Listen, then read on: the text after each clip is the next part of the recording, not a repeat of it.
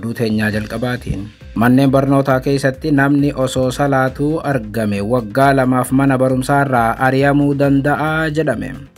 Ministeerri barnootaa barattoota gochoota duudhaaf aadaa biyyattii faalleessan jedhe haga waggaa 2 mana barumsaa irraa ari'uu kan dabalatu qajeelfama haarawaa baasuun himame. Taateen rifaasisaan kun kan dhaga'ame tibbana mormiin barattootaa wayita cimetti ture.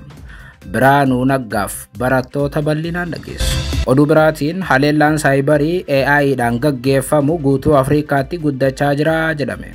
Itoophiyaan haleellaa cimaa ta'eef saaxilamuun Afrikaarraa haala nama rifachiisuun dursitee jiraachuu qorannoon ifoomseera. Akeekkachiisa jiru ni dhageessu. Oduu biraatiin ayyaanni sigdi ji'ushoota Itoophiyaa Israa'el jiran biratti kabajamu bakka Itoophiyaanonni 10,000 lakkaa'aman argamanitti kabajamaa oole. Waraana Gaazaa irratti dargaggeessa hedduu kan dhaban baqattoonni Itoophiyaa Israa'el jiran guyyaa kadhannaa gadda keessa taa'uun kabajaa oolaniiru jedhame. Ji'ushoota Itoophiyaa waggaa 2 booda ayyaana nagaan kabajaniif dargaggoota hedduu waraana irratti dhaban ni dhageessu. Oduu teenyaa xumuraatiin Safaricom Itoophiyaa Ermiyaas isheetu dura ta'aa boordii gorsaa dhaabbatichaa taasisuun muuduu beeksise. Qondaalli olaanaan Itoophiyaa Ermiyaas muudamuu kanaaf dhaabbatichi lammiilee Itoophiyaatiif dursa kennee hooggantoota taasisuudhaaf hojjechaa jiraachuu mirkaneessaa jedhameera. Gabaasa bal'aa dhageessuu akka mooltan daawwattootaaf hordoftoota Nolee Global Media. Odeeffannoo keenya galgala kanaa qabannee dhufneeti jirra. Odeeffannoo keenya ijoo isaa amma dhageessan guutuu isaa isin biraan geenya. Haga xumuraa sagantaa keenyaatti dhaggeeffachuun yaada qabdan gara koomentiitiin nuuf barreessaa. Viidiyoon keenya namoota hedduu biraa akka dhaqqabuuf immoo like, share, subscribe godhuun dagatinaa isiniin jenna. Kallattumaan gara gabaasa bal'aattiin isin qajeelcha.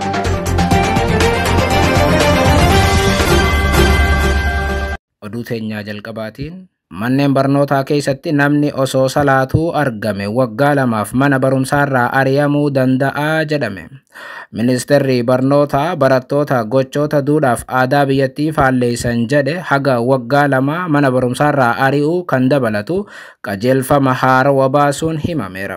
Tibbana mormiin barattootaa cimee manneen barnootaa dhaabbilee barnoota olaanoo osoo jeeqamaa jiranii oduu haarawaa irra dhaga'ameen dhimmoota adeemsa baruuf barsiisuu dhaabbilee barnoota jeeqaniif gochoota duudhaa Itoophiyaa faalleessan jedhaman ittisuudhaaf wixinee qajeelfama haarawaa ministeerri barnootaa qopheessee ifa godhuuf jira jedhame. Rifeensa sirnaan murachuu dhiisuu, barattoonni dubartootaa halluu qeensaa, hidhii fi rifeensaa dibachuu, kuulii kuullachuu fi faaya hin barbaachifne godhatanii mana barumsaa deemuun, uffata dambii mana barumsaa bifa seera qabeessaan yookaan immoo dubartoonni qamisii jilba bira gadi dabarsu godhachuun akkasumas daree keessatti maastikaa, karameellaaf kan kana fakkaatan fayyadamuun adabbii salphaa akka hordofsiisu eerame.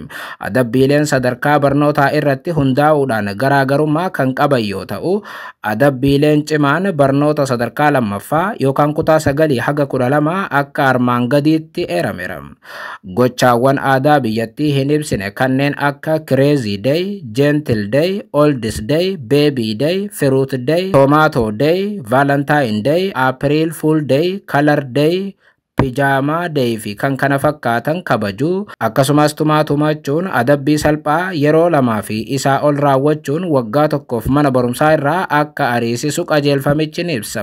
Akkasumas ammoo tamboo xuuxuu, alkoolii dhuganii mana barumsaa seenuu, jimaa qama'uu, qorichoota sammuu nama hadoochaniif balaafamoo ta'an fayyadamuu, qabatanii argamuu fi daddabarsuu, mana barumsaa keessatti sirna waaqeffannaa amantaa kamiyyuu gaggeessuu yookaan ammoo kallattiidhaan namni kamiyyuu osoo salaataa jiru mana barumsaa keessatti yoo argame dabrees sochii siyaasaa taasisuu, sirna baruu fi barsiisuu gooluu, isa kana keessatti ammoo iyyuu siqsuu fi kan kana fakkaatan gochuu, qophiilee bashannanaatii fi imala barnootaa waliin qabanne manni barumsichaa osoo hin hayyamsiisin qopheessuu, moobaayilii fi meeshaa muuziqaa ittiin caqasan fudhatanii mana barumsaa seenuunis walumaa galatti wanti asii olitti ibsame kun hundi adabbii waggaa 2 mana barumsaa irraa nama ariisisuudha jedhame. As keessatti wantoonni ministeerri barnootaa kaase hedduun sirrii ta'uu fi adabuun gaarii ta'us mana barumsaa keessatti ammoo amantaa ofii gaggeeffachuu keessumaa barattoonni muslimaa salaatuu hin danda'an kan jedhu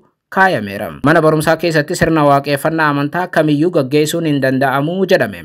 Kunis ammoo salaatuun hin danda'amu isa jedhurra bu'ama. Manneen barnootaa keessatti amantaa gaggeessuudhaan ammoo hawaasni musliimaa yookaan barattoonni musliimaa adda dureedha. Manneen barnootaa keessatti daawwaa garaagaraa yookaan ammoo lallaba amantaa gaggeessuu irra salaata gaggeessuun ammoo baratamaa ture.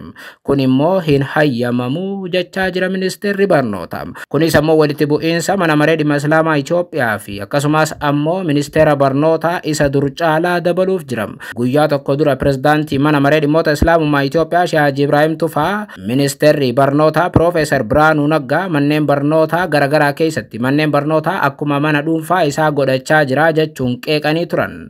Addatti ammoo barattoota musliimaa manneen barnootaa irraa fageessaa kan jiru ministeera barnootaati jechuunis hubachiisanii turan.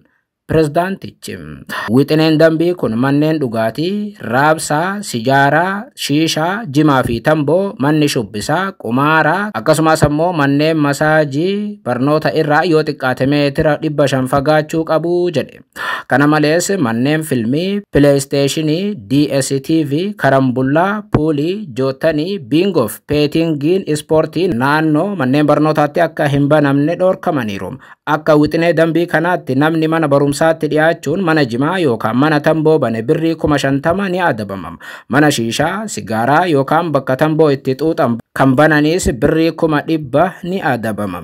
Mana filmii yookaan ammoo viidiyoo kan bane ammoo birrii 20,000. Kilabii guyyaa yookaan halkanii kan bane namni kamiyyuu birrii 100,000. Namni mana dhugaatii alkoolii bane birrii 10,000 hanga birrii 20,000 ni adabama jedhame. Akka wixinee haarawaa kanaatti namni mana qumaaraa gosa kamiyyuu bane birrii 150. Mana keessummootaa kan bane ammoo birrii 100. Namni mana maasaajii bane birrii 150. Akkasumas ammoo namoonni qabeenya mana barumsaa namoota dhuunfaa yookaan jaarmiyaaleedhaaf kireessan 30,000 ni adabamu jedheera. Oduun kun kan dhaga'ame wayita mormiin barattootaa yuunivarsiitii hammaatetti ture.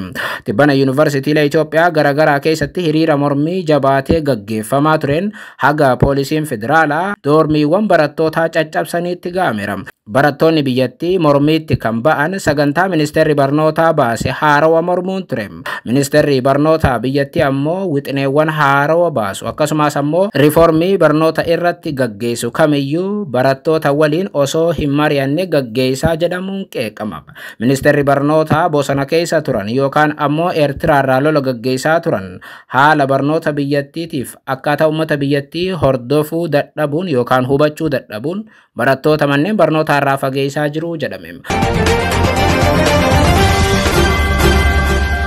Oduu biraatiin haleellaan saayibarii AI'n gaggeeffamu guutuu Afrikaatti guddachaa jira jedhame. Itoophiyaan haleellaa saayibarii cimaa ta'eef saaxilamuun Afrikaarraa haala nama rifachiisuun dursitee jiraachuu qorannoon ifoomse. Haaluma kanaan Afrikaatti haleellaan saayibarii AI'n yookaan ammoo sammuu namtolcheef dijitaalaayizeeshiniin raawwatamu dabalaa akka jiru gabaasni nageenya saayibarii Afrikaa bara 2025 Checkpoint Software Technologies baase mirkaneessa. Gabaasni kun akka agarsiisutti yeroo ammaa kana dhaabbileen guutuu ardii kanaa jiddu galeessaan torbaanitti haleellaawwan 3,000 oliif kan saaxilaman yoo ta'u biyyoota xiinxalaman keessaa Naayijeeriyaan lakkoofsa olaanaa galmeessiteetti.